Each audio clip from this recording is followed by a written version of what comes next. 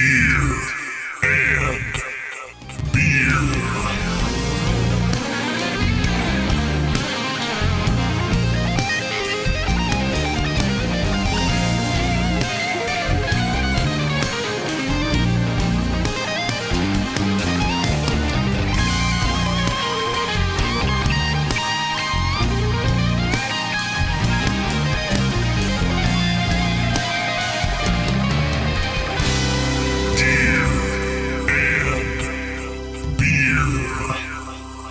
Welcome back to Gear and Beer.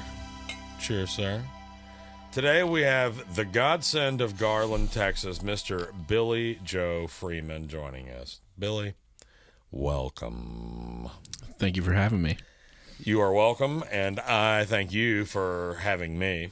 Thank you for the burgers. Oh, burgers, yes. Double doubles. I figured if the chief executive from Double Cheeseburger Studios is coming to my house and do my podcast, I'm going to prepare a double cheeseburger. It was in the cards. It's in the nest and job well done. The tree. Yeah. No, they weren't well done. Don't say that. People will. I'll get hate mail. Damn it! I said I wasn't going to do that, and I just did it.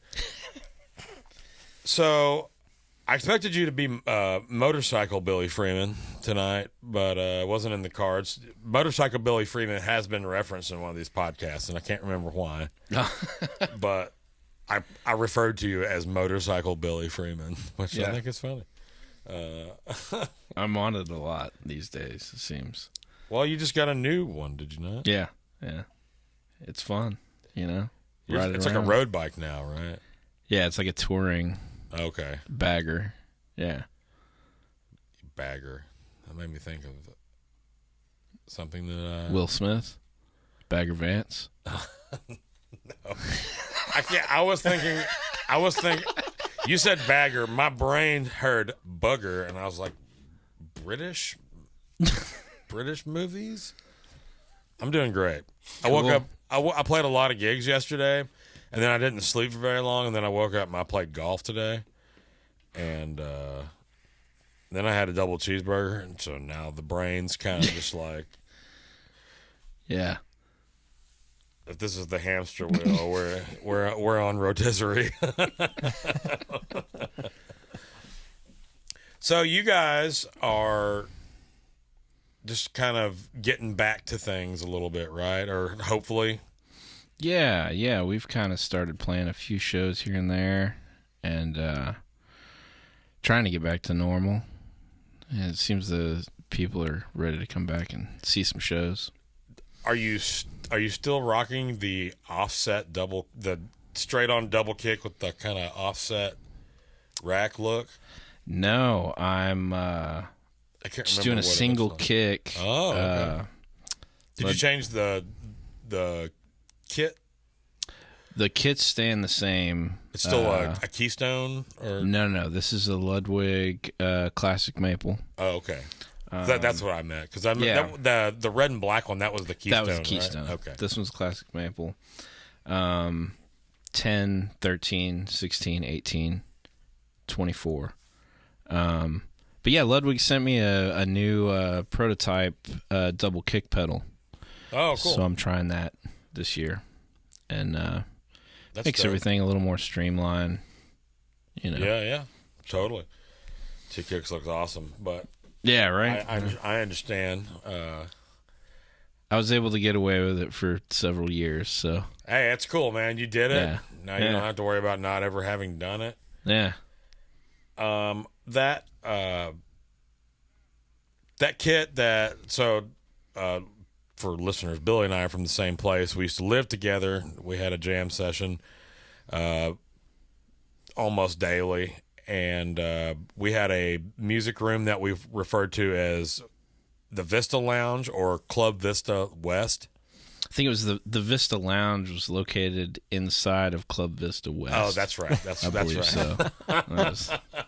Because sometimes the Vista Lounge might not be open. That's true. While, Club Vista West was operating. A VIP came in and reserved the lounge. That's just the way it worked. T-bone steak, among others, coming through there. Oh, yeah. That can we talk about that kit that you had set up? Is that Yeah. that's not weird, even though it's not a Ludwig. Okay. Yeah. No, it was before the Ludwig days. That's true. That's still one of the best drum sets I have ever heard in my life. I haven't. I got to sit at that drum set and hear it day after day, gigs in that room all over the place, and that's just one of the best drum sets that I've ever heard. The other best drum set that I've ever heard is that Black Sparkle Ludwig that you have set up in the studio. Yes. That is one of the other best drum sets because especially with all the different size options for kick and toms that you've got. Yeah. That's. I'm due for another kit from Ludwig. I want to get one and just have it live in the studio. Everyone that I've had in there so far has been something that I've brought in from being on the road. Did you have that Black Sparkle on the road? No, but someone else did. Oh, copy. And so yeah, they're a little beat up, but they've got some mojo. But yeah, they do. Yeah. I love those drums. But yeah, man, that the kit we're talking about is that old Yamaha 18-inch kick drum. The Maple Customs, right? Yeah, and it was before the issue with the factory and the Oh yeah, the relocation of the factory or whatever. Yeah. What's the name of that other company that like split off or whatever?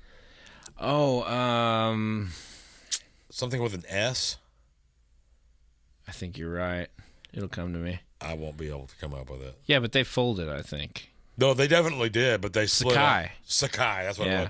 It was like one of the head builders or something like got mad about them and tried to go on his own or something. I mean, they were essentially making those drums, but Dr. Puerto Rico, I believe, played those for a minute. John Martinez.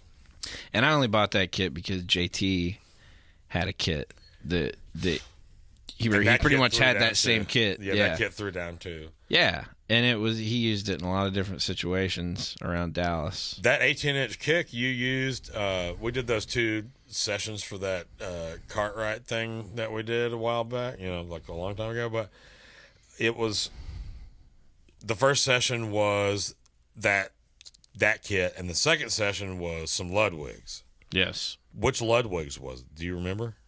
Was it the Keystone? It might have been right when you got them.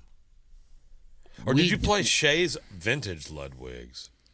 I played Shay's vintage Ludwigs, but for something else that we did over there, I think. Oh, that was for demoing some tunes right before I moved to town. And then the other one may have been the pork pie kit. Oh, that's what it was. That's what it was. Yeah. Right, totally. I knew it was something that you liked so much on the road that you took them off, and off the bus. those pork pies, I mean, the they're great maple shells, So is that like good? Maple and birch, are those the 2 primary wood selections? Those are the only 2 that I can think of. Maybe I'm crazy. Oaks? Do people have oaks? Yeah, that's what the Keystone is oak. Oh, okay. Oak, maple, oak are the plies. The plies. Is more plies or less plies better for like a resonant drum, or does it depend on the density of the wood the plies are made out of? Or depends both? on the plies of the wood. It depends on the direction of the grain as you're making the plywood. When you layer the veneer. Okay. Yeah, there's a lot that goes in. DW really goes crazy with that kind of stuff. Do they? Yeah, they had some like multi-layer jump, right? Like 5 or 7 or something crazy. Oh yeah, they'll go. Do the layers get thinner as they're? They get shorter. I think all the layers themselves are the same. Each veneer's roughly the same. So it's like thickness. one ring is made of multiple materials, kind of. Yeah, it's like if you have the longest piece on the outside, and then as you come closer to the center, they get shorter. So as you turn it into a ring, then that's going to make the. Okay. You see what I'm saying? Yeah. Yeah. Interesting. Yeah, there's a whole thing, but I mean, I think a lot of it though is the gluing process, and how they adhere the levels of the veneer. to make the shells. I think that's the special thing about Ludwig, and the type of glue that they use. I really need to make it over there for factory tour. I haven't been over there. What about like clear coat? Does it is there the camps in drum world like there are in guitar world for like the kind of coat that you put on the finish of a guitar body? Yeah, there's man. like nitro guys, and there's what's the other one called? Young Linden. Polyurethane? Yeah, nitro and poly. There it is. All I could think of, all my brain could come up with was cellulose, which doesn't have anything to do with it. Nitrocellulose. Yeah. Well, yeah, but I was saying I knew nitro, Oh, gotcha. but for the other one, I almost all said my brain was like, polyester. yeah, nitro I had and cellulose. yeah. Like, no, same. I'm doing great. Man, it depends. Like on the road, I haven't had real good luck with any kind of wrap because you're gonna Like a graphic, or what do you mean by wrap? Is it a print? Yeah, like because Or is that what the gloss is? Is an additional wrap of some sort of material? No, so the Blue Sparkle Yamaha, for instance, that's a finish. That's painted on. Okay. The Blue Sparkle Pork Pie, that's a wrap. Oh, Like okay. what you would put on a car almost. So like a piece of vinyl or whatever. Yeah. Okay. That's just around the shell. Yeah. And I was saying graphic, but that's not the word I was looking for. and I just haven't seen a good wrap that can hold up under the sun. I mean, it's just gonna. So it just kind of breaks down and peels off. Yeah, it'll start bubbling, and Yeah. you'll see, some waviness in the drum. And Does it affect the tone much, or just looks like shit? I haven't I mean, I'm sure it's can you kinda really hard. hit it and say like? Yeah. I mean, I don't know. Maybe you can. Maybe. That's why. But also maybe you can. I feel like, just in my experience, the ones that resonate the best are the ones that are like natural finish drums that actually have That makes sense. some to kind of me. finish and not the plastic around the Not kind of choking some sort. it. Yeah, something exactly. So that's always the argument about the poly versus the nitro. Yeah. They say nitro breathes, it comes off real easy. It looks worn more Yeah. easily. I mean that kind of talk starts sounding a little silly to me at some point. Well, yeah, it's but in my experience, the ones fun. that don't have that on there, I believe it resonate more more. on an acoustic guitar where like the resonance of the body is even more important than an electric guitar. yeah. Who's Sure. putting poly on an acoustic guitar? I mean, aren't Ovations? yeah, right. Aren't most I like think that's modern called polyurethane? aren't like don't Taylors have poly finishes on them? I don't know. I didn't think so. Mine wears Are you away eyeing pretty your Taylor? easily. Yeah. I'm looking at it, but Yeah. I can't tell because it's dark over there. Yeah. Or it's probably not, but this is bright right here, so I can't see right past it. Well, whatever it is, I think it has to be by definition different from the vintage stuff because I think the they are different. the but- EPA kind of like banned whatever formula had been Sure, used. but like with my Nash or Sure. with this Highway 1 early 2000s. The Nash is a poly finish Fender. though. No, No? it's nitro. Nitro? Totally. Okay. And my Highway 1 2005 American Standard Telly is a nitro finish. It's matte also. Really? But it's nitro, and it's like it wears away real easily. Yeah. It looks a certain way, and the argument is that it vibrates or it Right. has room to breathe as a piece of wood or whatever. And I don't know, man, because I've played some great guitars that have done, it just what it comes down to is this thing that I'm holding good or not? And if the answer is yes, you say, okay, why? And then you figure out to the best of your ability and you say, okay, these qualities make this thing good. Let me find that in another instrument. And then you find another instrument that meets all those things and it's a piece of firewood. And then you pick up, like, for instance, my $100 90s Squire Strat, and it's $1 million. It's worth nothing. It's got the stupid finish on it. It's made with parts that are like weird sizes that you can't find replacement stuff for. It's a totally stupid, like, probably 5-piece body. It or should something. sound bad. Yeah, it's a black one, so that means it's an especially bad body. Usually, Really? they save it the black for on the low end. They save it for the worst ones, because it covers up things so much better. Although it doesn't make sense to me totally, because it's not like you can see the grain of anything. It's like car paint. Yeah. Anyway, I don't know. I never actually talked to a drummer about the finish thing. I can only imagine how overboard people may go in certain circles. Well, and I mean, I feel like I kind of tune a little more wide open than a lot of guys do. And even with as open as I tune, When you say open, what do you mean?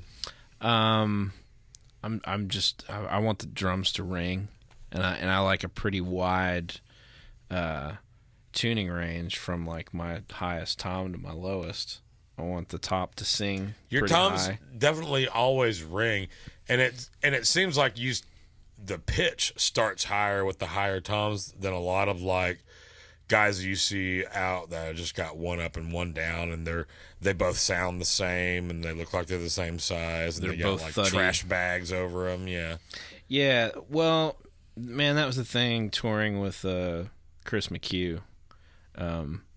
His toms sounded like $1 million, and he swears by, if you want your toms to sound big, most guys, instinct is to tune them lower to make them sound big when you're sitting in front of them. Right. That's not what translates across a microphone. And Yeah. So you tune them up and let them sing, and let front of house kind of carve it out a little bit. yeah, and man, does it work? It's pretty cool. So Your drums, your drums have always sounded good. We haven't played in any sheds or anything together, but I played in all the other sizes of venues with you pretty much. I mean, maybe not stadiums or anything, but nothing bigger than a large or medium-sized theater. I would put the toms I have out now up against anything I've heard. Really? Yeah, man. I mean, they're How many you got? 4 or 5? just 4, 10, 13, 16, 18. What are these? I took the little tiny guy down. 10, 12, 14, 16. Okay. Yeah, you have an 8 somewhere, right? Yeah, because I thought that Bear Boy texted me about wanting to buy that lower one, saying it was a weird size. I thought it was an 18 or 20. It looks huge. Bear Boy? I mean, it's probably... Will Easterwood, everybody calls him Bear. Okay. I mean, it's a 16, but it's... Yeah, it's probably 16 by 16. That's 14 by 14. Something Well, they like sound that. huge to me. And Yeah. you tuned those up once upon a time, and they're still close to that. I mean, they've changed, and nobody's... No, messed with it too those much. are great. I mean, and that... when you start talking about different woods, and that was my first getting the Keystone kit with the oaks. Oak being a lot harder wood. Yeah. Is that what that is? No, I believe those are maples. Okay. Um, It's like I think it's literally the first year that PDP was a thing. yeah, and it's probably like maple, poplar, maple, or some combination of that. Is poplar a softer than maple wood? I think so. I don't know anything I don't know. about poplar. I don't know. Guitars, It's I don't know, cheaper. as far as I know. Yeah, Yeah, cheaper. Yeah, Yeah. totally. but yeah. I mean, they just those to me sound like good maple toms, and that's what the kit I have on the road now. They just to me that's what toms should sound like. That's what I'm used to them sounding like. Yeah. So when I hear anything different than that, it's like, okay, cool, that's a thing. But the sound I hear in my head is, maple toms. There's like a fine line too, because I've heard dudes that have like really like kind of high pitched to low pitched sounding toms, but they sound like the Casio trigger was like ding ding ding ding Yeah. ding ding ding, and it's just kind of like this dead note that no matter how hard or soft you hit the drum rings for about a quarter of a second? I like to be able It's kind of an East to Nashville sound. tap each drum, not very hard, just kind of tap it in the center and hear a pretty true note, you know? And so a fair amount of tension on the head. yeah, I mean, and even with the floor toms, you know, because that's what I'm always telling Shay. It's like, man, if you're tapping it and it's just kind of going, you know, you have it too loose. Tune it up and get a note out of it. It should be like, boom, you know, and Yeah. the same with all the drums. But then, you know, that's the thing is like people are always wanting to get the most resonance.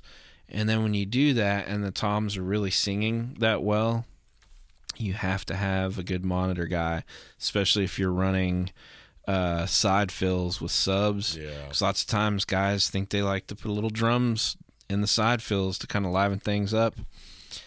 And I've run into so many situations where guys aren't thinking to listen for that, but, you know, I'll hit my floor toms and they'll start feeding back. From the side fills. And you know, usually I have drums louder than probably anybody else on stage, so I'm really hearing it. And lots of times you can look and see the drums, you know, start to shake. That's crazy. So unless you have you know, really good sound guys that know how to handle that kind of thing, yeah, you can have all the resonance in the world, but like, is it wise to use it? You know, because you should recognize that situation too. Like, you know, you can sit there and get mad at the sound guy all night, but it's not going to make you sound any better out front. So you should probably take it upon yourself as the drummer to like deaden the toms just a little bit because they keep taking off and live. This guy isn't fixing it.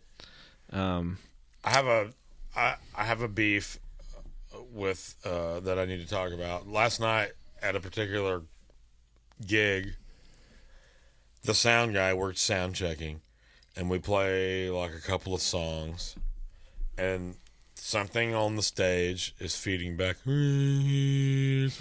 in there. And Rob said, "Hey, we got some low end feedback up here. I don't know if you can hear it." And the sound guy says, "Yeah, we're not doing that tonight. I don't hear anything. Sorry." And he goes, "Well," and then like everybody on the stage was very upset because it's like he was just being a dick. And it's like, yeah, dude, there's a you hear that? It's still ringing. And then my pack, I was having often at this particular venue and this particular side of the stage. What does it rhyme with?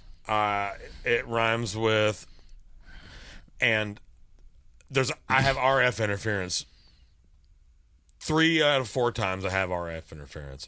So I said, "Hey, sound engineer, I'm having RF. Can you come scan my pack, please?" And he comes up and he scans it and he gives it back to me. And he said, "Is that any better?" And I said, you know, I've moved around and walked back and forth. I said, "No." And he goes, "Okay." And then he straight up just left. And then my pack died. Oh, man. So the Holland had to text the head of all of the engineers who had to come down there because the other person that we were dealing with Oates. So yeah, Holland, and she was mad, so Oates had to come down.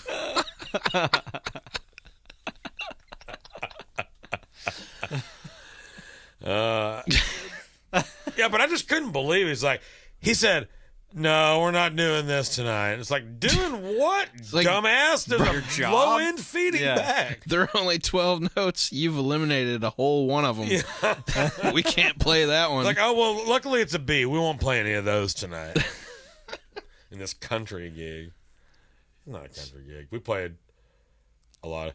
I played with Bodacious, my neighbor, And the last 6 songs we played were ZZ Top songs. Yes. It was awesome. And we got tipped probably the most for that. Yeah. The people that were in there were huge ZZ Top fans for some reason. Probably, I mean, not for some reason. ZZ Top is badass. But Played a gig the other night, and 2 or 3 minutes into the lead singer's DUI story that he starts telling the crowd. I just want to let y'all know. No, it was literally, he goes, y'all, I'm just telling you, don't drive around in Georgia with weed on you. They will take you to jail.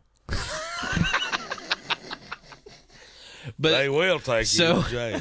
See, I recorded about like the last 4 or 5 minutes of this rant. Oh, and, goodness gracious. And towards the end, I was thinking, man, this is, obviously I'm thinking this You is. could go to a hot dog cart, order, imbibe a full hot dog, come back, and that story would still be going on. I like that Savannah place with the ice cream, any of that shit.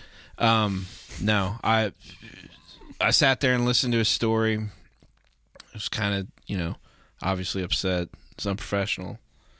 But then the people started tipping. They were yelling at him the whole time to sing another song. And then people started throwing money in because you wouldn't shut up. Oh, so you filibuster him into tipping. Yeah, so I didn't know. Like, originally I thought about calling the guy that booked me. Like, I got to, tell this guy about this. Hey, bro, guess what you did to me? Yeah. But now I'm like, that night ended up being okay. Got to hear a little story, I guess. Well, little gig, little story time. Yeah. What could be better? It's an interesting place. It's changed a lot since we moved here. Man, it's so weird. There are still great gigs to play down there with great bands and players. But man, there sure is a lot of not that too. It's hard to I've always said, and I still feel this way, I really do enjoy playing those kinds of gigs. It's good for your chops. It's just good for you. You meet people you wouldn't otherwise meet. You're getting to play music. You're exercising your brain. Sure. It's If you do it right, it's a paid transcription gig too. well, totally, 100%. But you run into a lot down there. People, and I always say this, and I probably sound like a broken record, but where we come from, London included, if you show up 2 gigs in a row and you're just folding through every other song, or you don't know any sig licks and like nothing improves by the next gig or the third gig, you're gone, man. You are gone. And here, you can work a double every day. I know we were just talking about your drums, and drums are cool. Broadway? We were talking about Broadway? Yeah, I was complaining about that sound engineer. That's what was happening. Mm-hmm. Yeah. Anyway, that guy can kick rocks. So the Woodstock 99 thing we said Rollin' and Limp Bizkit started playing in my head, and that made me think of that Woodstock 99 video. And one of the things that made have you guys both seen that? Yeah. Mm-hmm. Okay. So one of the things that made the biggest impression on me was how hard Limp Bizkit and Korn brought it on stage. Those dudes were fucking throwing down, man. I was getting pumped on the couch. Like, legit, I was getting pumped on the couch. I was like, damn. I was like, went up and turned that shit up. I was ready to party. Dude, what's his name? Jonathan Davis? Yeah. Yeah. Like, collapsed, right? When he walked off stage? Yeah. Because it was so hot. Yeah. And he was going crazy. I mean, both of those bands were notorious for like doing that, and it's kind of like the opposite from a band like Stain, who is just like a very standstill, but from a sonic standpoint, like they punch you right in the chest. Yeah. I had a panic attack at a Stain concert in Quebec City. Yeah. I think I've told you, me and Dave Perez and one of our other buddies. But before that was ruined by my panic attack, it was honestly one of the most exhilarating concert experiences, just from a sonic standpoint. I had my earplugs, so it wasn't like hurting my, if I couldn't have done it without the earplugs, but just, I could feel the treble strings of the guitar differently than I could feel the kick and the bass and the rhythm play. Like, you could just, you could just feel all of the different things. It was, my senses were certainly heightened in a state of near anxiety breakdown, but it was, I mean, it was like, I was just having the time of my life. It was just something about the way it was hitting my body. It was just like, it was just, you know, all of the endorphins were released. It was like a giant dump all at once. It was crazy. I digress, but it was crazy. That was a very weird moment. That was a pregnant pause. I went from, yeah, no doubt. I went from total exhilaration to anxiety overload in an alley in French-speaking Canada in some old-ass buildings. I forget what the name of the theater was, but it was like 130 years old, and it was kind of like if the Ridgely Theater was 130 years old. You know, it was about that size, and just like, generally just like four walls and a stage. There's not a lot going on in the building, but like really tall ceilings. Yeah. It sounded awesome in there. I would love to go back. Quebec City is a, have you played there? Have you been up there? Yeah. Mm-hmm.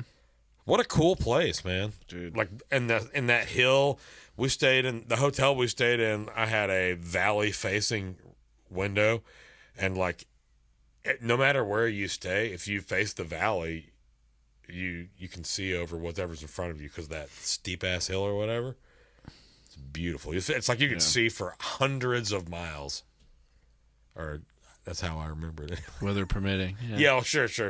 I was there in August. I didn't go in like Canada months. No Canada months. I was talking with somebody today about loading out of Bemidji, Minnesota. You played up there at that casino in January, and it was negative 46 degrees. Oh, yeah. I have never experienced that cold before or since. Man, I did, last year I did, 2 years ago, because it was before the pandemic, Fargo in February. Oh, wow. That's desolate. Drove back in an ice storm. Yeah, we were basically driving in a blizzard in a V6 van pulling a trailer, and it had a governor. I mean, it was a worst case scenario. Dear Lord. All of the side windows were iced over on the inside. We had blankets. I borrowed my friend Steve Seal, shout out to Steve, let me borrow his like Arctic winter jacket because I didn't have one. He's like, "Nah, mate, you need to take this," and he gave me his jacket. And thank God he gave me that jacket, man. I was not prepared for it to be that cold in the van during. Were you wearing travel. shorts? No, I wasn't. I was wearing sweatpants, and I may as well have been wearing shorts because I was so cold. It was brutal.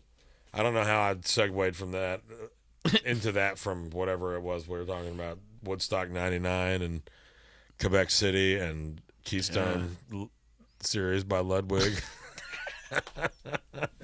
and Polly versus Nitro.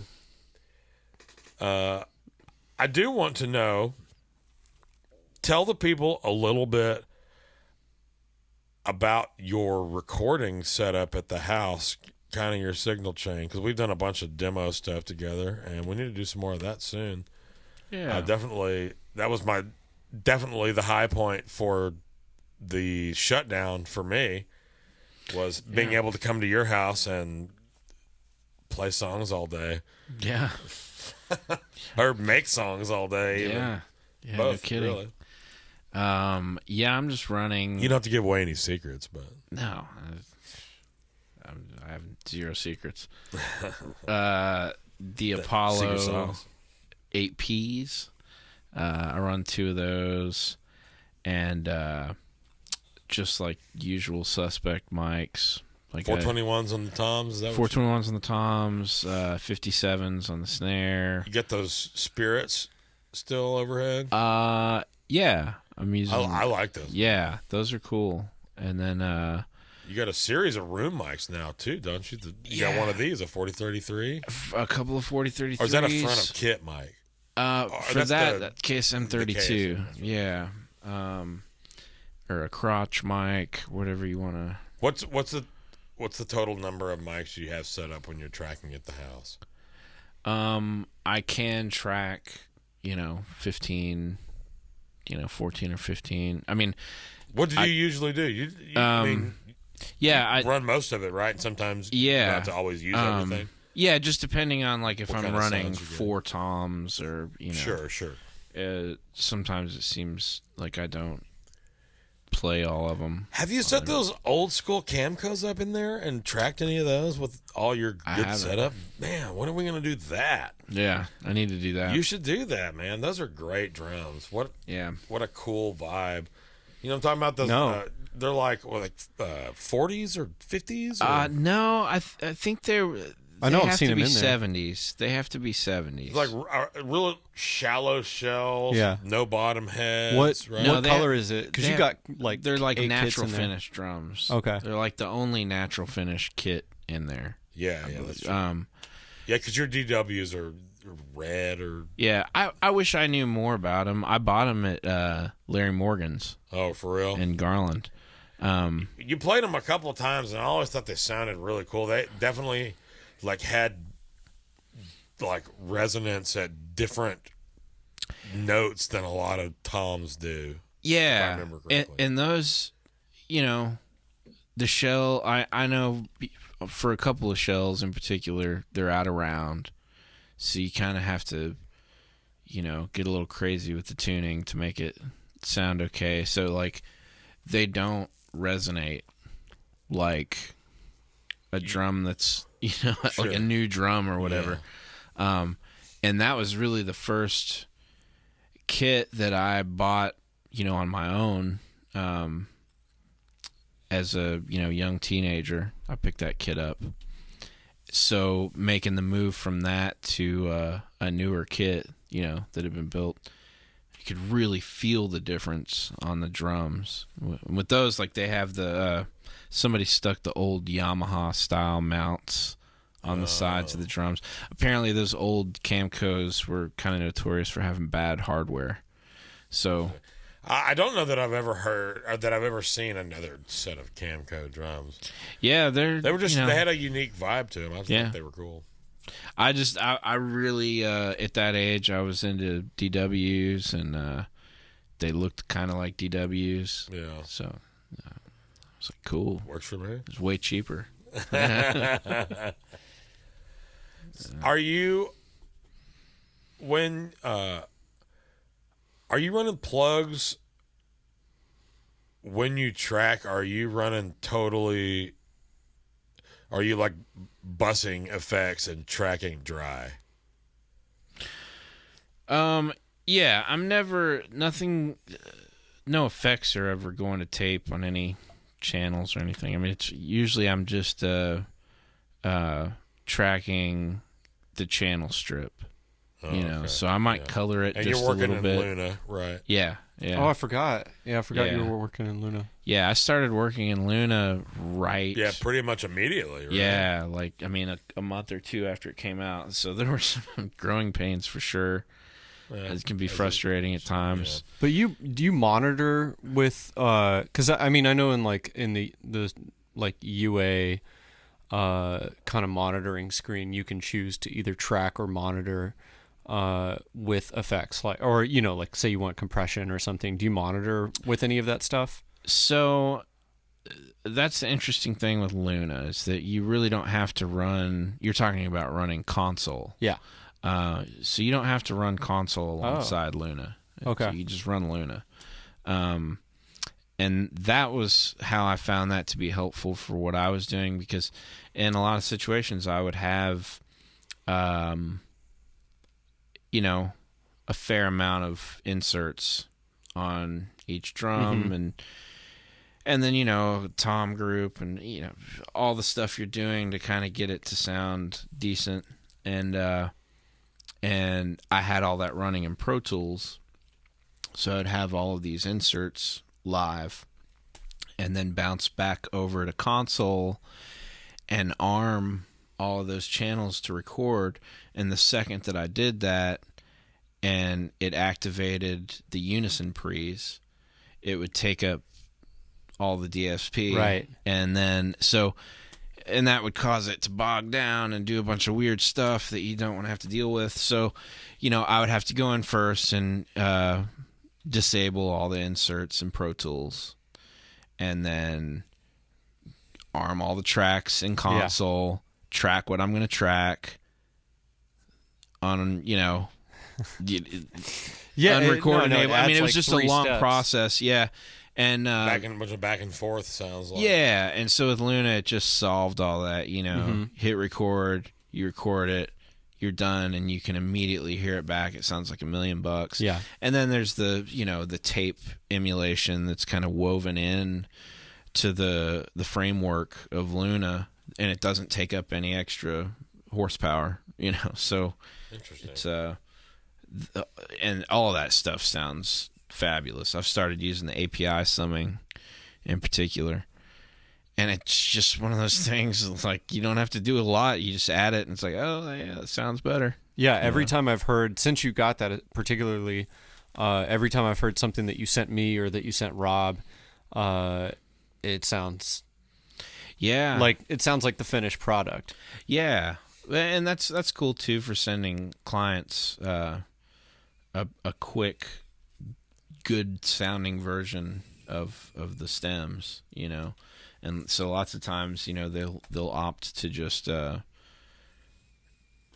know, have me send them a stereo mix of the drums even, and not have to mess with trying to throw together a drum template. And it depends on who you're working with. Some people have a drum template they like to use, and it's easy to just fly in your stuff and, you know, it works. But that's a tricky thing too, is like if templates only work for somebody that sends you something exactly the same every time. I mean, you can start at a certain place, sure, but isn't that what you're doing with no plugs as well? You know where you're going to go first. Well, I mean, I think it's like kind of tricky when you don't necessarily trust the judgment of what somebody's going to do with what you send them, you know, because then you don't really have a hand in how you're represented in, you know, like if you're going to like some studio in town for an artist, typically you can assume that the engineer is going to know what they're doing. But if you're flying a track in to, you know, Bob in Oregon, like you have no idea. I think it's pretty cool that you can kind of get something really good, even if you have to send them individual tracks, you know. Sure. You can be like, yeah, I kind of did this. Already treated. Yeah. And I know guys in Chicago too that will do that, like, you know, that do the gospel stuff, and they're like, yeah, I don't really know this engineer or the producer, and I listened to some other stuff, and it wasn't the best, so like I sent it to him, and I was like, hey, don't touch the guitar, you know. Sure. Well, yeah, I mean, knowing who you're working with and what they're using it for, it's one thing if somebody says, hey, play this for me, and they're just, you know, literally looking for you to fly something quick, and so you shoot them whatever. It's another thing. I mean, at least in my experience, people aren't calling me to fly them things for masters. So sure. So there's just a certain level of expectation there. Yeah. So it really comes down to, you're talking about your workflow. It comes down to how quickly can you turn around those good sounds, you know? And especially somebody running 13, 14 different mics and worrying about phase and et cetera, et cetera. And that's when I talk to friends that are a little skittish on making that jump, it's just for what I'm doing personally, it works better, and it makes my life easier. So I'm all about just the whole point of the room there at the house is having a rig that's just always sitting on go, No, totally. Is Luna free to any UA it interface? was at first. It is. I think you have to get a certain level of their hardware. Okay, I you don't can't know just get a Duo or whatever. Or yeah, Twin, I know. Maybe the most recent one, the MK2 or whatever. Yeah. You have to get a certain level. I forget what Okay. it is, but it isn't crazy. You can get a pretty small version of something and get Luna. But yeah, I'm a big fan. I think it sounds great. So. Yeah, I mean the stuff that lots of your drums recorded in lots of different places have been featured in bed music in this podcast so far. Our pandemic stuff, the Cartwright stuff. It's funny, man, because you say like, "Oh, the stuff I'm doing it's not for masters." Well, it's not until it is, and that was kind of what The happened. performances to me. are always there, Sure, and that's what it really comes down to, right? Yeah. It's like, sure, it sounds good, but does your playing sound good? Because if your playing sounds like shit and it sounds good, like it still doesn't sound good. Well, and just kind of knowing what's expected Sure. from you and what people are used to getting. But it starts at the playing, and that's something that not enough people seem to be talking about. I don't understand the low standards sometimes around here, and I mean that at all the levels. I'm not saying this act is slacking or this downtown band sucks. I'm saying a lot of them suck, and why doesn't anyone care? Anybody? Yeah. Bueller? Seems like there were a lot of people that left town, this over this last year. When we all were shut down, and they were like, you know what, this is as good a time as any to tell everybody to kiss my ass. People are just really grateful to get a warm body in a position. It seems like especially the past 4 or 5 months. The downtown thing especially, man. There's just like they got more stages than they got players, and then the problem now is like national acts that aren't quite that big yet, but that are trying to go out and play some shows. It's not that enticing for players that are working Broadway that are, you can go out there and play double and make a really good, living. And you can make a big chunk if you know what gigs to take and what ones to decline. I mean, when you're new, you got to just kind of like eat crow for a minute, obviously, but you just learn who to tell no. That's all it really is figuring out who to say no to. Yep. Because if I don't know you and you call me to play a gig and I'm available, I don't care what the gig is, I'll probably do it. Mm. You're a new person. That's a different place for my brain to go. Maybe it's a challenge as a musician or whatever. It's a constant challenge, just like learning and being able to retain new songs. Sometimes it's hard to like learn a few tunes and then you go play a gig, and then the next morning you go to the rehearsal and you get to listen to the songs on the way in, but you don't get to sit back down with them, even though yesterday you had them on lock. And then you get there and you're like,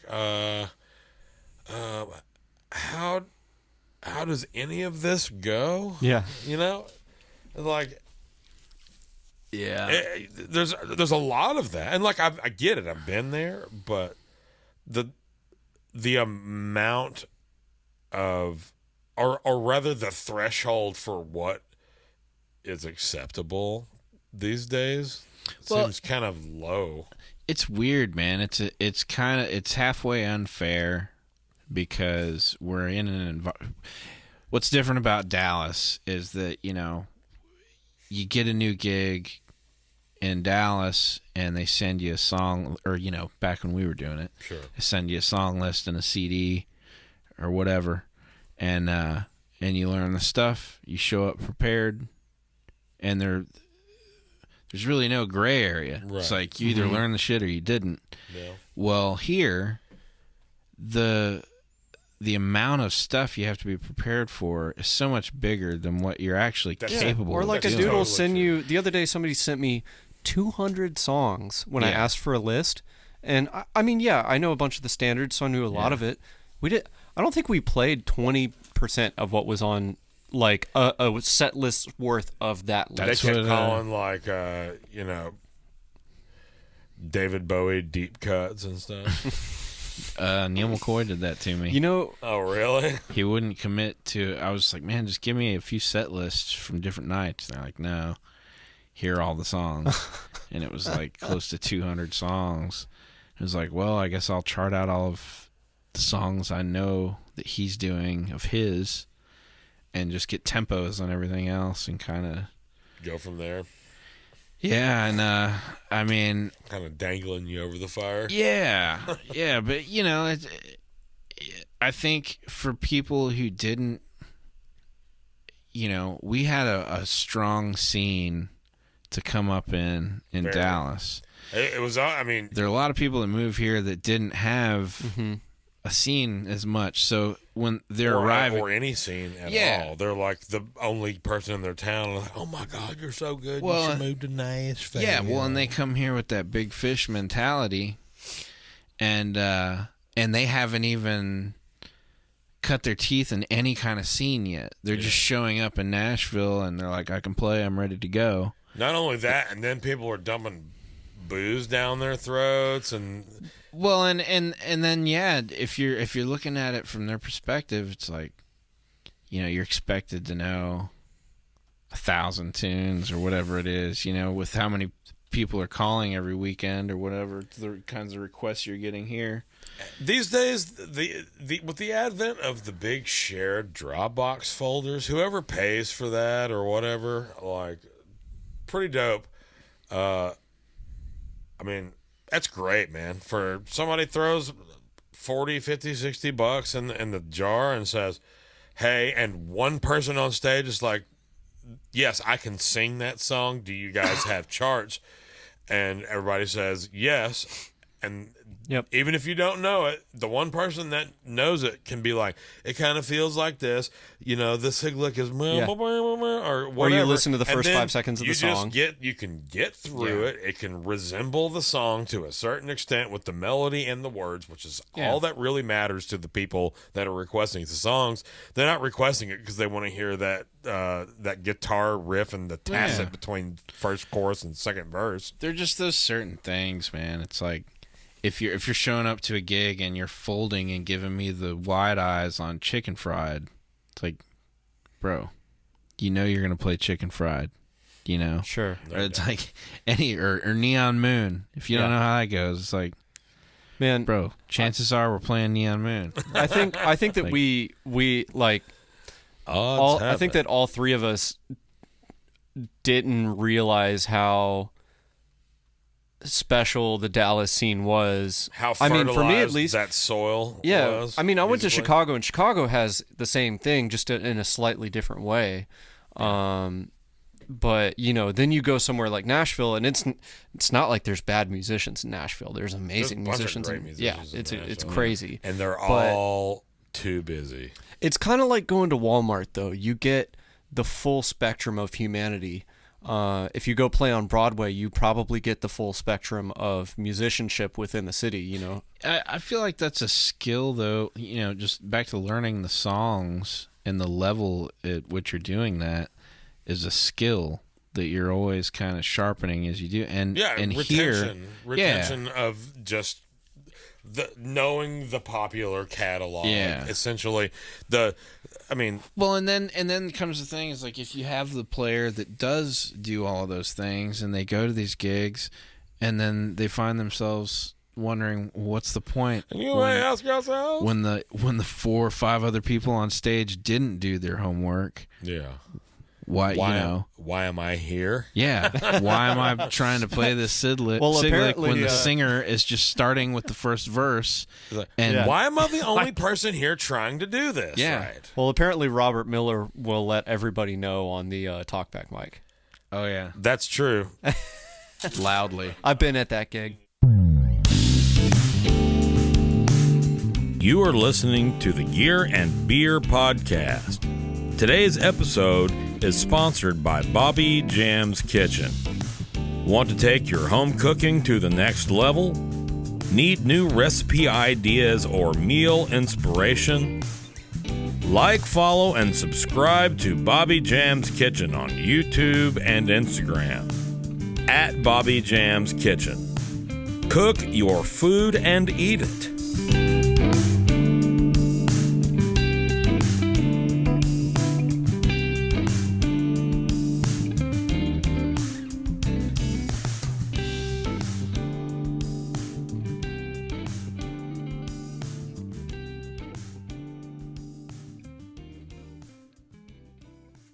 And it's like, so why are we showing up gig after gig?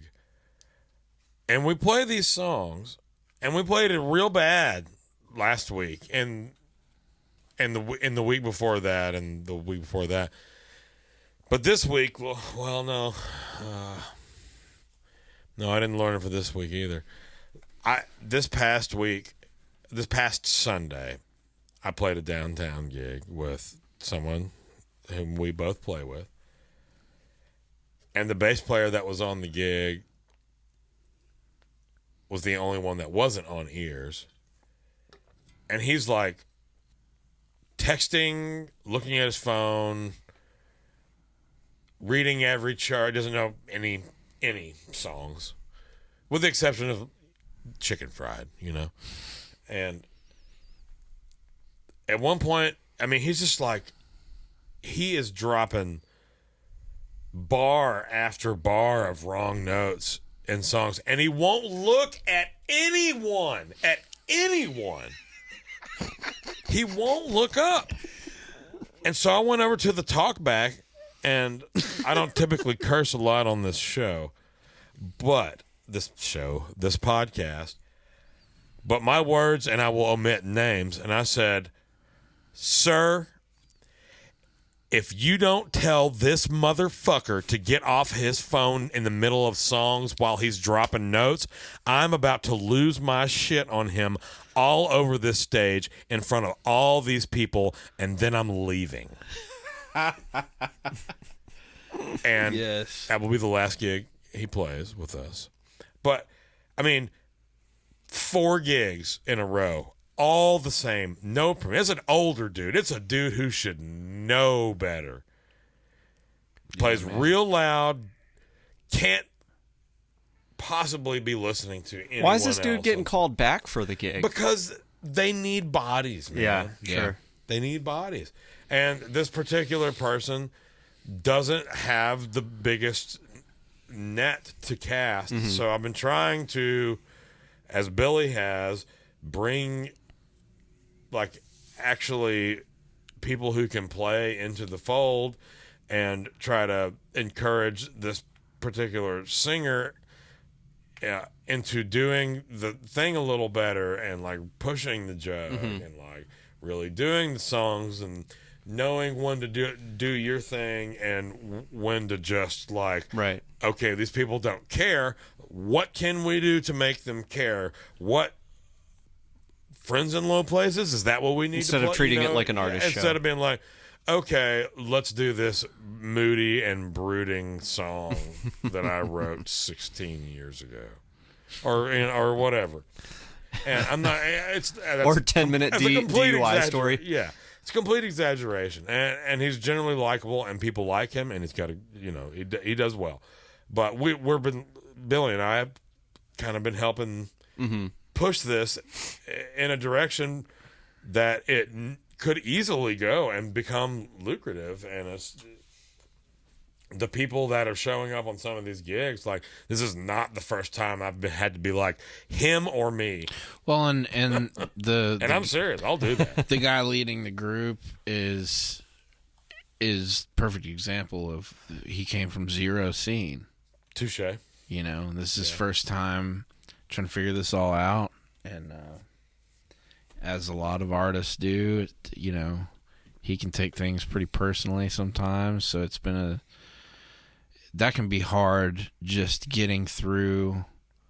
You know, There's a nuance to talking to this kinds of people. Well, yeah, it's and stupid just that you have to take it that way, because you should just be able to be like, hey, this, and but you know, people surviving react. in this in this world of or just taking an opportunity that the way I look at it is like, but we have this opportunity. He's not playing in bad rooms at bad times. Like, the opportunity to make some money and do what is fun to everyone is totally there. Well, and that's the thing, is that that's what I think good. helped us coming from Texas, is that and that's why I think you and I get along, and people wonder why that is sometimes, but it's because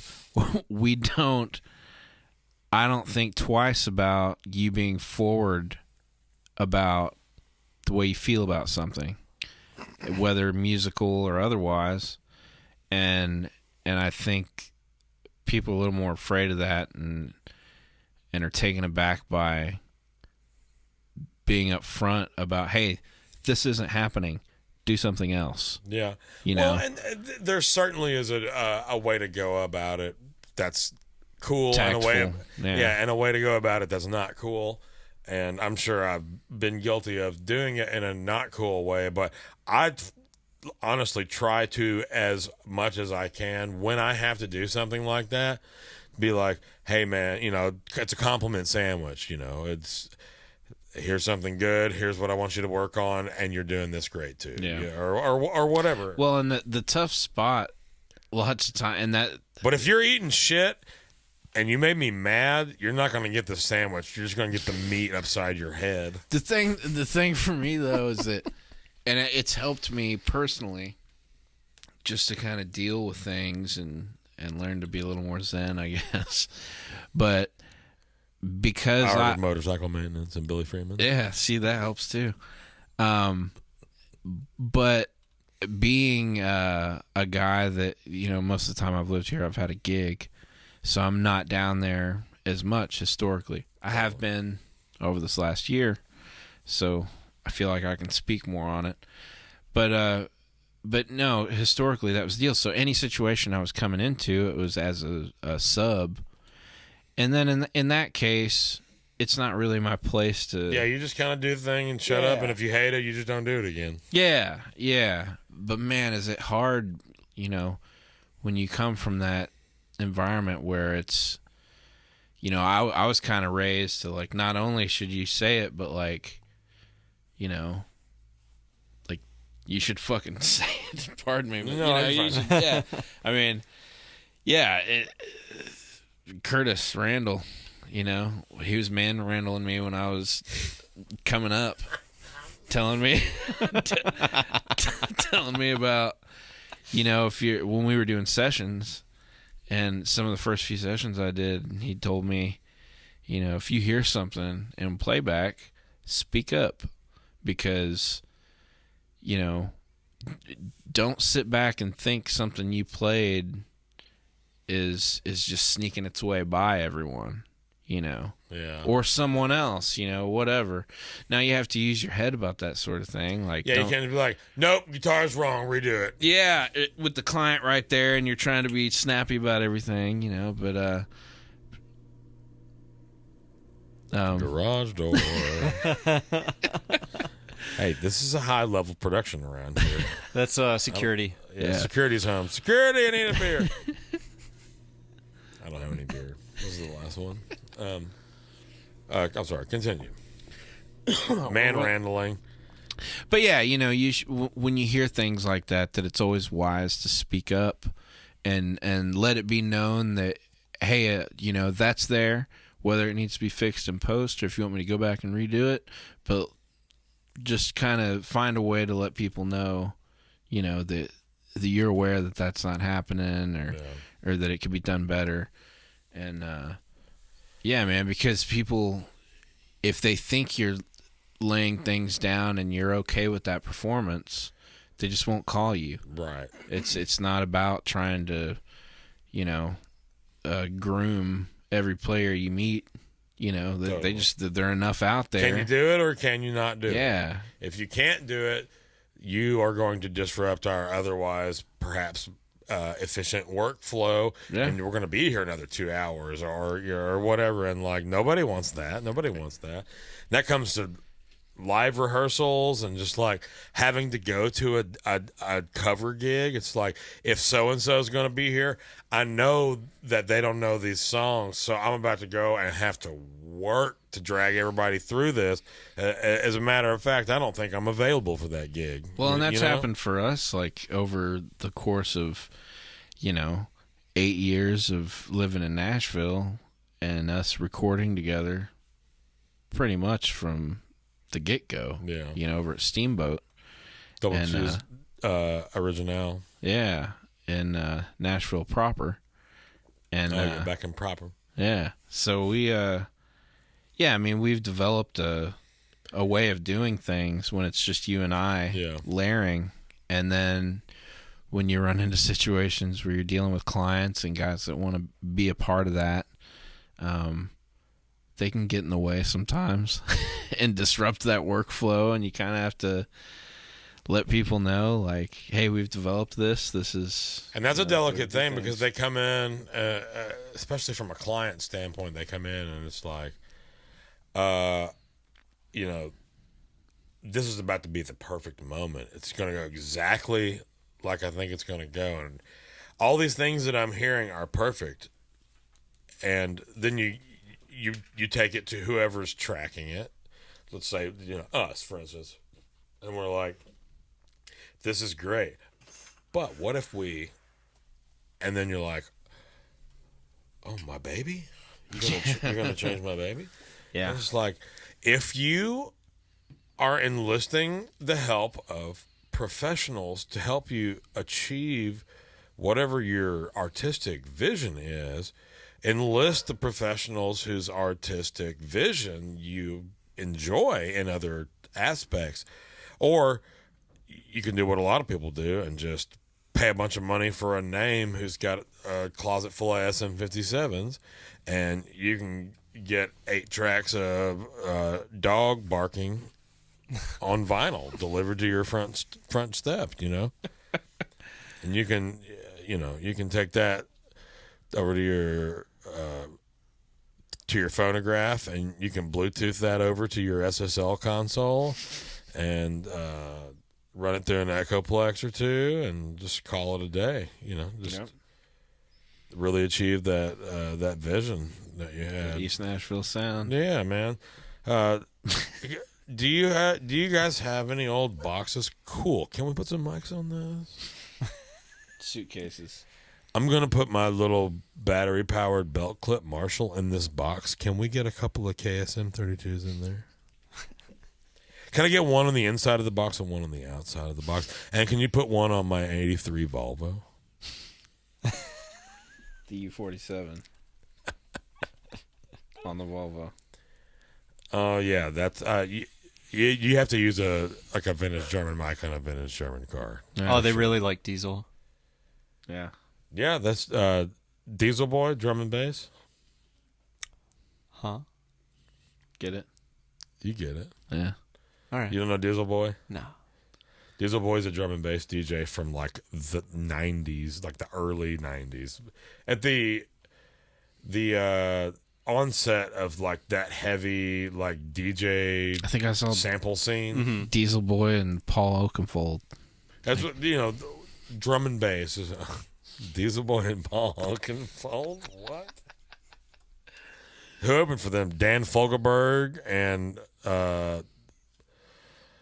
Flying Lotus. And Pitbull. You know what? I bet Dan Fogelberg and Flying Lotus would have made beautiful music. Dan Man, there was The this leader guy. of the band, bro.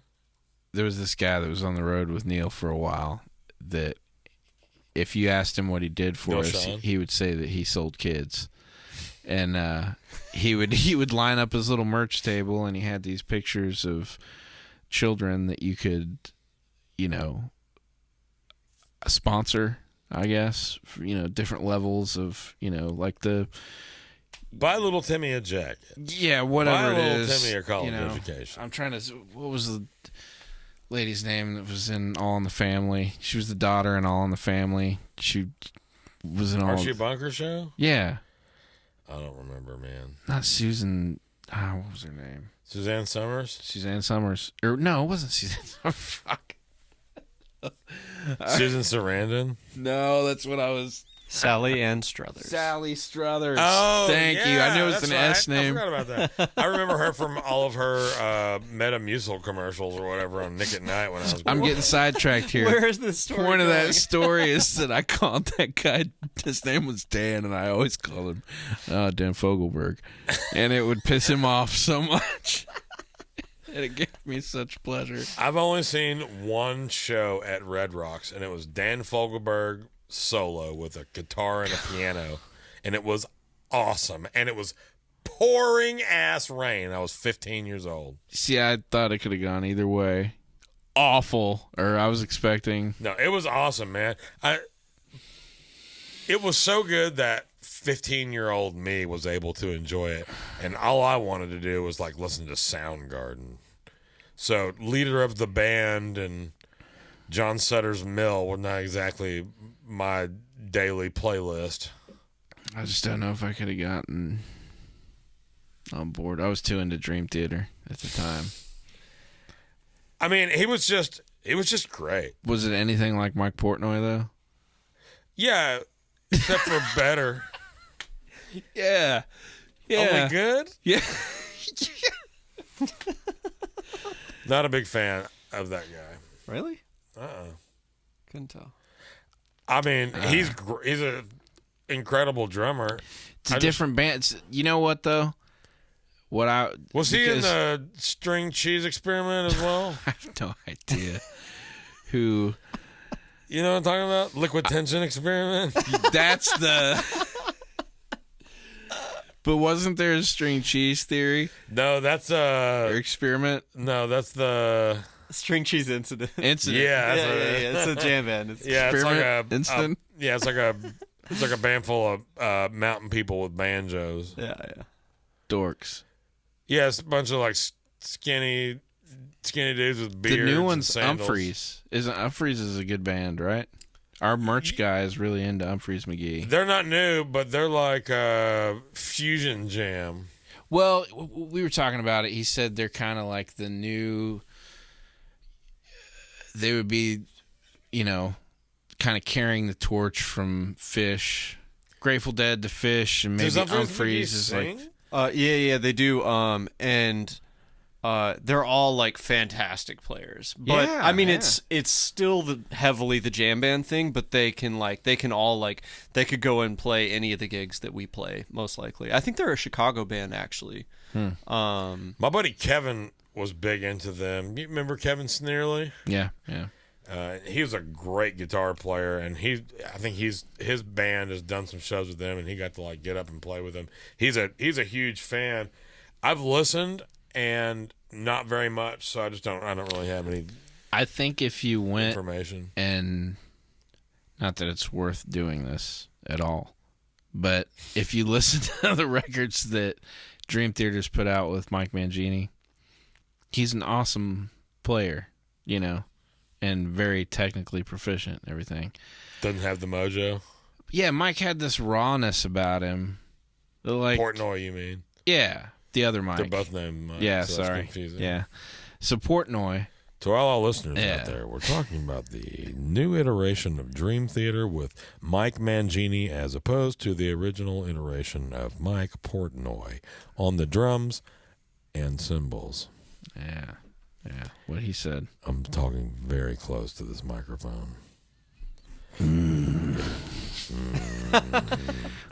Mustard and biscuits. Yeah. Mustard good on them to me. Fuck, I feel really creepy now. ASMR and beer. Yeah, welcome to Gear Some and Beer. Yeah. So I don't have any gear with me. You don't have any gear, and I'm out of beer, so Yeah. I think it's a perfect time for me to ask you this week's silly question funhouse. And then we'll go eat more doubles. Double doubles. I'm down. You have to be. It's the way this goes. Okay. So this week on Fun with Questions. Ask your questions and answer them. Billy, too. what I have for you here is a series of questions, the first of which are largely an either-or scenario. And we're going to start with a heavy hitter. And my first question is Metallica or Megadeth? Metallica. Care to elaborate? Yeah, I mean, Dave Mustaine, he got kicked out of Metallica, That's fair. right? Have you heard Mechanics from Megadeth's first record? Yeah, I mean, I've heard Megadeth's whole first record. So, well, you probably don't remember, but So you think that because of this one song that I'm just going to give up on Metallica? no. It's just an interesting note that I recently I choose Metallica. remembered. Well, have you heard this one song? No. I recently remembered. This isn't really a series of questions. This is where Rob tries to convince you that Megadeth is better than Metallica. On the first record, Kill 'Em All, there's a song called The Four Horsemen. Correct? Yes or no? Yeah. Okay. The song Mechanics by Megadeth is exactly the same song from a guitar standpoint Okay. because Dave Mustaine wrote that and he took it with him when they fired him. And I just recently remembered that. And I mean, they're different songs, but the guitar part is the same. It's 95% the same. They don't break it. It's a little faster and a little thrashier on the Megadeth version. Anyway, Yeah, that would make it more Megadeth. I'm thankful that happened to Dave Mustaine because I think without that we wouldn't have had Megadeth, right? no chance. Yeah. And I'm a big fan of Megadeth. I am a big fan of Metallica. I was recently talking with former podcast guest Mark Letary about the Metallica Megadeth scenario. We had a throwdown where I was admonished properly by Mark trying to classify Megadeth. It was hard for me to think of them as thrash metal, but then I was like revisiting to be like, is this thrash metal? And then I listened to those first two records. I was like, oh my God, this is so clearly thrash metal. What was I ever thinking? They went somewhere else from there. Yeah. But they definitely, those first two, arguably three records are thrash. 100% thrash. And it is ripping. And the remasters of some of that stuff sounds really good. It really does. Yeah. That's kind of what they're doing. He's like releasing an original record, doing a couple remastering things, getting some, another original record. Somebody else remasters something else. And it's just like a cycle. That's actually pretty brilliant. But I digress. So my next question is Megadeth or Metallica. This is the question that I'm going to call the King's Court. And so my question to you is, of the Kings, whom is the greatest? Freddie, BB, or Albert? Whom is your favorite? Greatest is subjective. Man. I have a whole spiel about it that I'll be glad to tell you after your answer. I would say for me personally, I'm a big admirer of anyone whose voice comes through in playing like the most simple thing. And BB's kind of like the man with he can play a note. Yeah. And it's him. You Totally. know? And there's something to be said for that. 100%. Having a thing. I mean, that's what legendary players are made of, is things like that. Yeah. It's like they play a note or they play a single phrase, and you're like, oh, that's whomever. My spiel about the Kings is, when somebody asks me what my favorite is, I have qualifications that I came up with, and they're probably arbitrary, but I think that BB is the greatest singer. I think that Albert is the best guitar player, and I think that Freddie had the coolest songs. Yeah. That's the way I look at it. And that way I'm able to enjoy them all equally and give them their own place in the sun.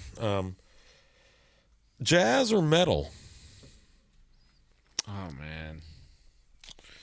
Those are very starkly different genres of music.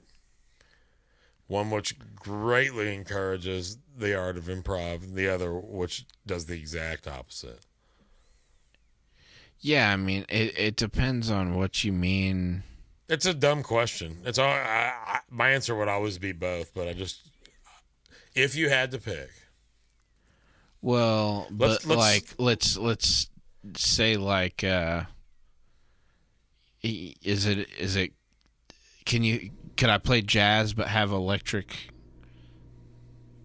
instruments? Sure, jazz to me largely depends on who you ask. If you ask Nicholas Payton, jazz died in 1958, so I don't ask Nicholas Payton. I wouldn't either. He's kind of a jackass, but he makes great music, and that's all that's really important. He's but good. Jazz to me largely just means the nature of improvisation and extended pursuit of musical thought through solo.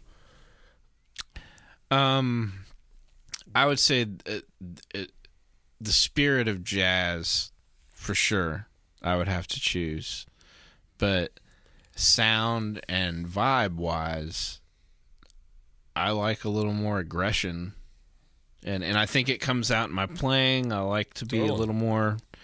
And That works great in both of those genres. Yeah. So, like... Especially the Dallas version of jazz. Yeah, I like the improvised stuff. But I do too, and I also love metal very, very much. It's a tough and I hear question. it's unfair. weird because even like the Animals as Leaders guys, Tosin and he the other guy, that what's his doesn't. name? Drum guy. Oh, Matt Garska. Guards Yeah. guys. Okay. He's kind of miserable in that. He talks about it because he's like, there isn't really no room freedom in that. for any. Yeah, improvisation. I mean, they have little pockets where you could maybe change up things a little bit, but not much. And a lot of that's largely because they're a touring act, and they've got a lot of light shows probably coordinated with what he's playing, and it's gonna look stupid if he doesn't play with. Yeah, they kind of painted themselves into a corner a little bit. Yeah. It's very cool, but it doesn't allow. It just doesn't really allow for them to go anywhere. But then there's something, especially for younger players, man. I mean, I really got a kick out of going to see the bands play the technical stuff that I'd heard on records. Totally. To go see them do it in person was super cool to me. And to hear it, for guys that grew up listening to Rush or any kind of prog band like that, you want to go out and air drum the Neil Peart parts and Alex Life's, all that, and so there's something to be said for that. And as you get older, you don't appreciate it as much, but I don't know. I find myself lots of times now, especially being in the touring industry and doing more of those shows, trying to dig a little deeper to find that kid that wasn't aware of how the machine worked yet, Yeah, that's a cool way to look at that. You know what I mean? Yeah. And because it's hard sometimes. So, man, I think back to the first time I saw Rush at the Starplex. It was like summer after 8th grade or some shit. Did you see my poster over there? The triple double? Yeah. 2 double necks and double kick. That had to have been like right after the long flowing. That's like a Yes, Farewell robes. to Kings era. Yeah. Okay, so my next question that makes sense to a non plugged in instrument player would have to be tacos or pizza. This is more of a lifestyle question, Billy. Tacos. As I've gotten older, tacos for sure. I totally agree, yeah. but a really good slice of pizza is hard to beat. We're tacos at this house 4 nights a week. Yeah. So my heart's with the taco, no doubt. But man, a good slice of pizza and an ice cold beer and a football game after a long few days, it is just hard to beat that. These are impossible questions to answer. Well, I mean, you know, if you're talking about like specific pizza joint, totally. I'm not talking about delivery. Like if the option is delivery or tacos, always tacos. Always. You know. I mean, tacos. Period. They're just. There's more flavor possibilities there. Yes. And I like the palate. Mm-hmm. Okay, so Billy Freeman, the impossible question: live or in the studio?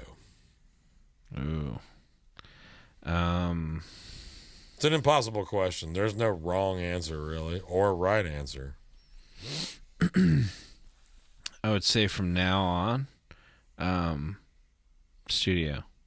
Yeah.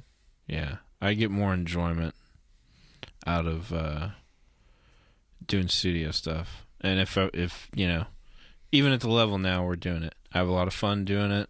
The element of creation is there. It's not just repetition and execution. Yeah, totally yeah, and we're doing it at a level now where we can make some pretty good money doing it, and it's worth our time, and we're also able to like be creative. We're creative, and we're able to come up with what I think we both agree is a pretty salty ass product. Yeah, yeah, and in our own homes. Yeah, and you know, as you get up there in years, it's like you like being home a little more. So I still like going on the road, man.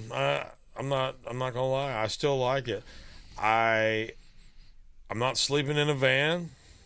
Yeah. But I'll go on the road on a van. If I'm not doing 10 hours in a van a day, kind of road gigs, but if it's like 3 hours, 5 hours, one long drive, whatever, I don't mind it. I'm not trying to like do the Alabama circuit where I'm just bouncing back and forth between Auburn and Tuscaloosa or any of that kind of shit. But man, I'm just not in the habit of saying no to gigs. Same. I just, you know, our stupid ass friend Brad once said something so very impactful to me, and he said, "Who? Yeah, exactly."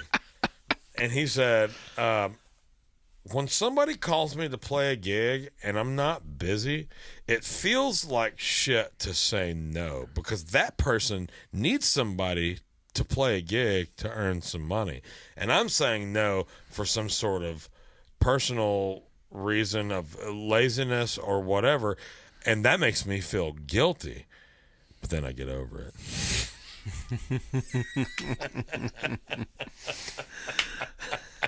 Yeah, that's very Brad. But it's honestly exactly how it is. It's like, man, I gotta tell this guy no. I've got this text thread with this one dude, and it's just week after week of me telling him no. Yeah. And it's not because I don't want to. It's literally I just can't. Yeah, same here. But there are other people who, if they ask me, I don't care if I'm busy or not. The answer is no. It's no. I've learned who I like. It's really the downtown thing. There are some road things that I get called for that I'm like, I don't think I'm doing that. Even if it pays good, it's just like horrible travel arrangements, and I'm not interested in being super uncomfortable for a few days for a few $100s. Like, if we're gonna ride in a van for a few hours, we're gonna get out, we're gonna play in a cool venue, and then we're gonna sleep in a hotel. I'm gonna get a shower. We're gonna get up. I'm gonna get 6 or 7 hours of sleep before we have to get up and go anywhere. You know, I just don't want to feel bad. If I can feel good, everything else is fine. Yeah. That's just where I'm at. Okay. So, these are a bunch of non-pertinent questions.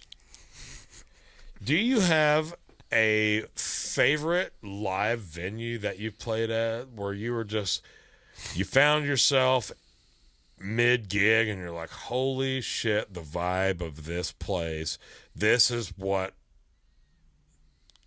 younger me dreamed of? Or it doesn't have to be like you found yourself in an idyllic, but like where you just play at a place a few times, even like whether it's a theater or a shed or whatever, and you're just like, there's just something about playing in this place that just feels good, and we have good shows or whatever.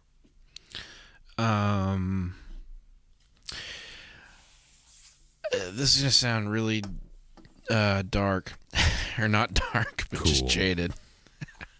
So, I've played some really cool places, but I've never confused playing there for an artist versus playing there as the artist or as a part of a band, because it's a completely different thing.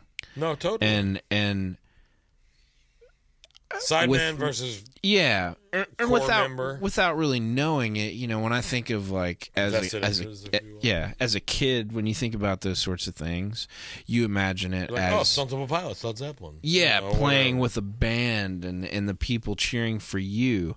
And there are some drummers that really believe that that's happening, and maybe it doesn't stop at the drums. Friend. And maybe you get them to cheer for a moment or whatever, and there is the opportunity that you're definitely making some people happy.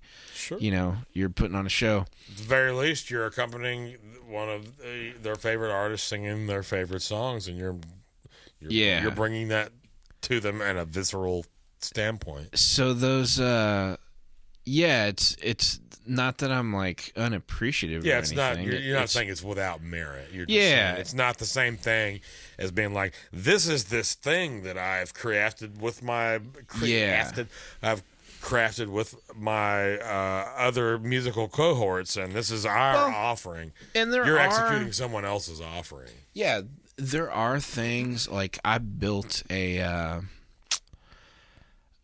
medley of pop tunes for Dustin when I first started with him, and we did it the first time we played Stagecoach.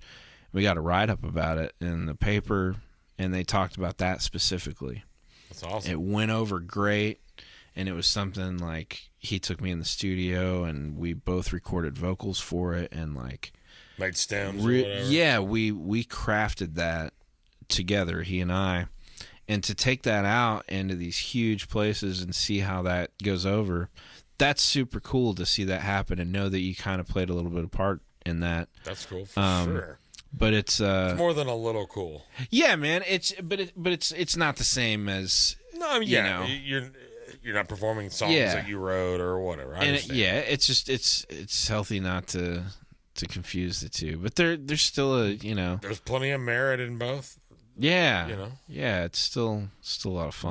Being able to help an artist achieve their vision is special, man. Like, that's what we're all in. I mean, like, McHugh talks about that a lot. Is like we're in the service industry as players, and him as a studio musician. That's what they're doing, and that's what I love to do, man. Is give people those options and help them realize the visions they have, and maybe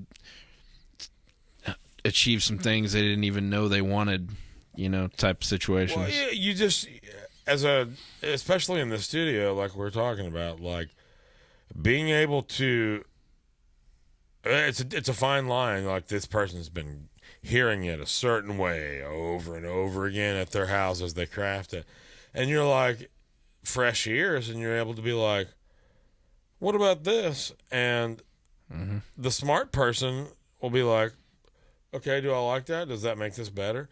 And the insecure person will be like, don't change, this is my song, whatever. But anybody that's hiring somebody like you, or presumably me, is hiring us because they like the way we do what we do, and they want to impart that on their vision, or they want that whatever we provide, however they perceive that, is a part of their artistic vision. Sure. And what they may or may not realize is that whatever their vision, we're in the business of helping them achieve that, regardless of, it has nothing to do with what we want. Sure. What we want is your song to be as good as your song could be with whoever is involved in producing the song. Sure. And by producing, I don't mean like Puff Daddy. I mean like literally creating and producing a piece of data. Good segue into this next question. Give me 3 desert island records. Oh, man. The unanswerable question. This is, what mood are you in right now? Yeah. Which Steely Dan records have you been listening to? Well, man. Yeah, it'd be pretty easy. I mean, waiting for Columbus, Little Feat would be in there for sure. That's pretty easy. Exit Stage Left would probably be in there. Wow. And then I just started loving you a little more. Yeah, and then I mean, I'd have to find a Dan record, but I think Citizen Dan, the one that's got like everything they ever recorded. Yeah. Might as well call it Citizen Dan. That's what it's called. Yeah. Well, no, I know, but I mean, just call that the record that I would. Understood. Many record because man, I'm such a Dan fan. Man, this is an impromptu question. Dan or Solo Fagan? That's a really tough question for me. I find myself listening to both all the time. I might like Solo Fagan a little more. Yeah, some of my favorite. Seems like a more pure iteration of his vision. Yeah. Like Waltz Between the Raindrops, Maxine. I love all that kind of stuff. And then the whole Brooklyn. Morph the Cat, that whole record. Morph the Cat is one of the finest records of all time. All time. I think I texted you. My mom, she was over here. I can't remember. They just were in town or something. And I had one of my playlists playing while I was cooking dinner. We were just kind of sitting around hanging out or whatever. And H Gang came on and she started singing along with it. And I was like, how do you know this? She goes, I heard you hear it one time. I heard you listen to it one time. And I looked it up and I thought it was really great. And so I bought it and I've been listening to it. And my mom's singing those super close Fagan harmonies in H Gang on that chorus. And I was just like, what? Dude, my mom's a banging harmony singer for sure. I can just see her jamming in a hick town. I doubt she knew any of the words. She was just going. Okay, I have one final question for you, Billy Freeman, and then we'll roll out the red carpet or whatever Hot One says. What is the professional accomplishment that you're most proud of? If you can pick one. That's kind of a weird question, too. Man, I don't want you to have to hurt anybody's feelings. Clearly the answer is the Cartwright record. Yeah. Aside from the Cartwright record, yeah.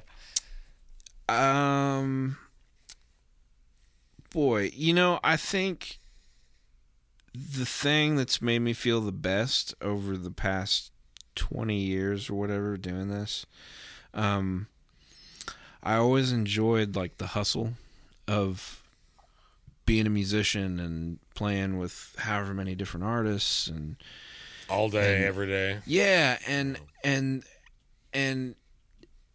over the last 10 years of kind of being tied up touring, you lose that an aspect of that because you're kind of with one person playing a lot of shows. You're much less available due to travel, etc. Yeah, so it was really nice to get that feeling again. With the little one when you are in town, you got to spend time with. Yeah, and that's always factored in. B. Yeah. So by the way, what is she like? 11? She is 4.5, over 4.5. 4.5 going on 11. Yeah. Oh yes. You gotta show Erin her show video before you leave. She's writing songs, putting on shows in the living room now. Amazing. Karaoke machine. It's amazing. Yeah. It is amazing.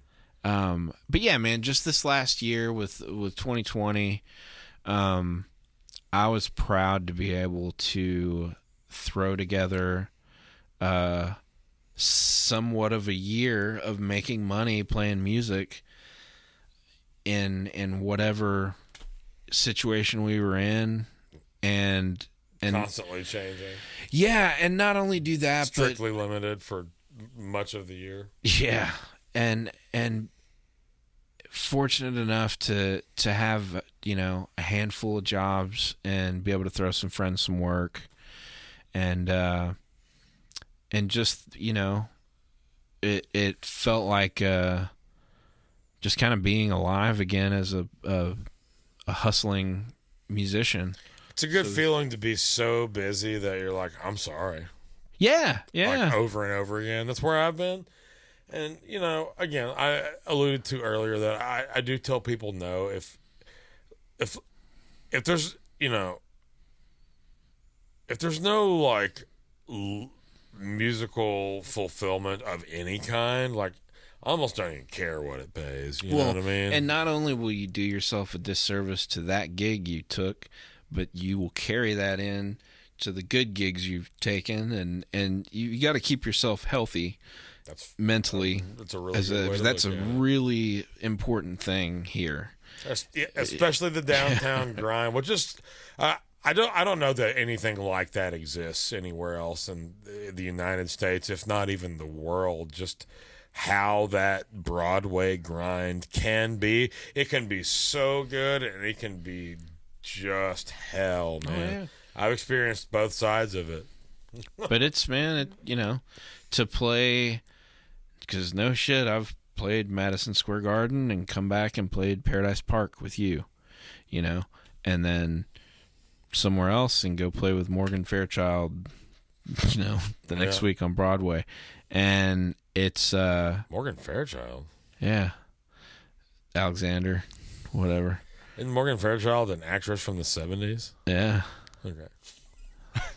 Way to grab that reference. I always call him Morgan Fairchild. Do you really? Morgan Fairchild Alexander. But yeah, man, it's you know, you don't want to get in that mindset of like, I'm only doing these gigs because I've made it to this level now. This is what I'm doing. Yeah, that's definitely not the way to look at it. And I totally agree with you there. What are you signaling? Yeah, he's saying He's virtue signaling. He's prairie dogging, so we're gonna cut it off.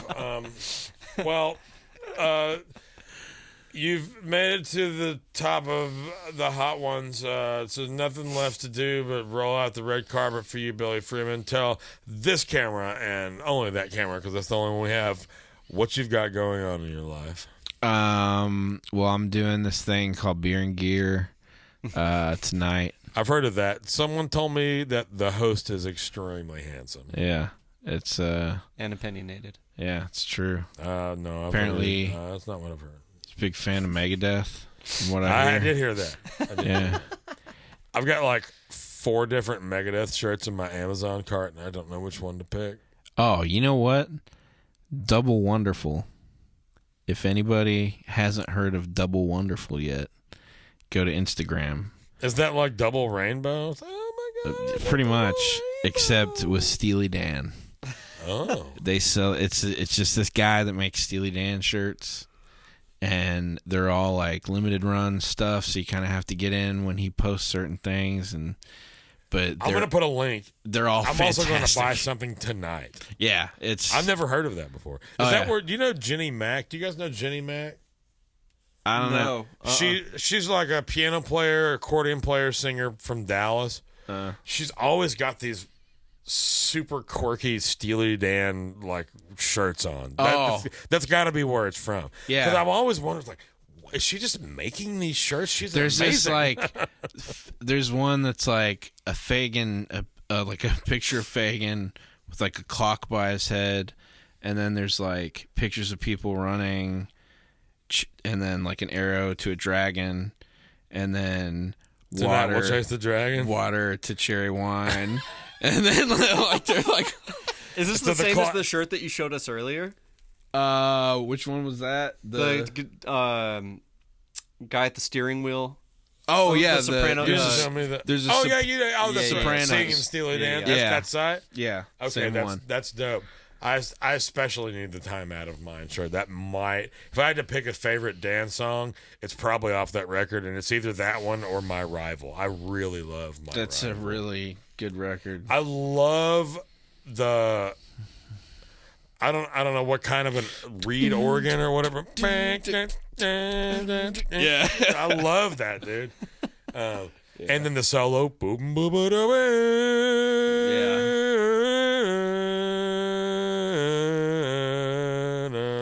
We should do my version of that song That's true. with you. Billy, I'll leave you with this. London, one time Billy said, man, someday we need to do a version of Miller Mounts the Standards. Ma, ma, ma, ma, ma, ma, ma. Ma, ma, ma, ma, ma, ma, ma, ma. Anyway. Ladies and gentlemen, thanks for watching Gear and Beer. Today's ghost. Wow. Today's guests have been great. I am folding. Been great. I've been great. Today's guest is the godsend of Garland, Texas, Mr. Billy Freeman. My friend, excellent drummer and musician and engineer and all of the things. Call us to make music for you for a lot of money, and we will see you next time on Gear and Beer. Do we fire? That's wrong. Fire. Wrong camera. The camera's up here. Oh, yeah.